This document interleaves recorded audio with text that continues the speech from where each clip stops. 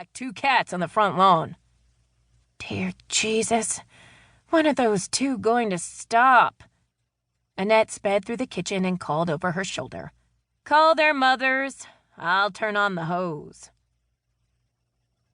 1990.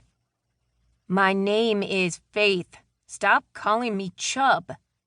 She resented the childhood nickname, and Rachel used it liberally. With hormones racing and pimples flaring, Faith was a ball of fire and needed to vent some of her teenage fury. She knew exactly where to go to find a fight.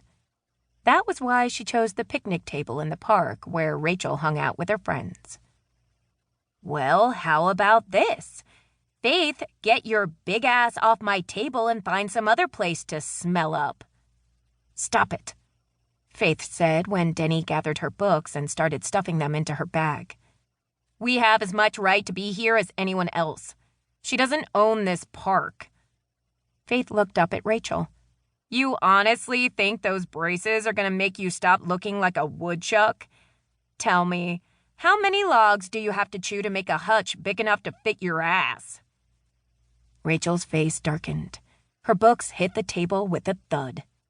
You really want this, Chub? Or is it just an excuse to touch another girl? Those rumors going around school must be true. Faith's nostrils flared as she stood. She wanted to glare at Denny, but couldn't afford to take her eyes off of Rachel for a second. She confided in what she thought was her best friend about her lack of interest in boys. Denny had let her down big time. Faith was livid, and Rachel was about to bear the brunt of her anger. How could you possibly think I'd want you? She sneered. Why would I pick the ugliest girl in the whole school? Rachel's response was a bitch slap that nearly spun Faith's head around. Denny grabbed her book sack and ran. Some things just never seemed to change. For some, life in Michoud, Louisiana was an idyllic place where doors were seldom locked. Children young and old fished at the bayous that ran throughout the town nestled in the Atchafalaya Basin. In the spring, there were crawfish boils, in the summer, barbecues, and in the fall, football parties. Deals were made with a word and a handshake. Disputes were settled with a dotted I. Sometimes two. For the most part, residents of Michoud were generations of families. It was a peaceful place where a sense of community and a helping hand was always offered when needed. But every ideal does have a few wrinkles. There were two small ones, and Michoud wasn't big enough to put space between them. Rachel Chauvin and Faith Leblanc grew right along with their quaint town, where change occurred very slowly. Chapter 1. Where are you going with that? Rachel asked as her 6-year-old daughter tried to hide a bag of cookies behind her back.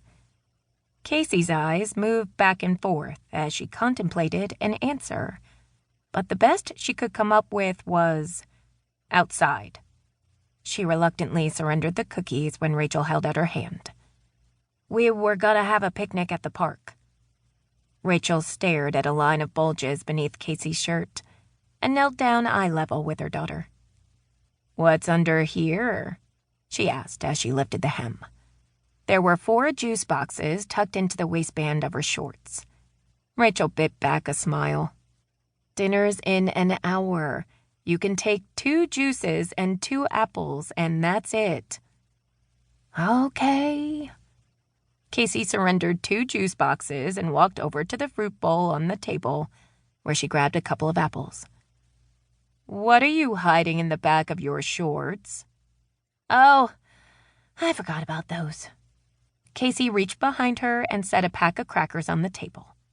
Oh, little girl, you'd better run to that park before I do a full-on inspection. Rachel smiled as Casey tore out the back door. She picked up the opened package, damp with sweat, and said, Crackers in your crack, as she tossed it into the trash. She put the juice boxes back into the fridge and looked out the window above the kitchen sink. She could clearly see Casey and a friend she didn't recognize, sitting at the same picnic table that she claimed as her own as a kid. Both were gnawing away on the apples and waving their hands around.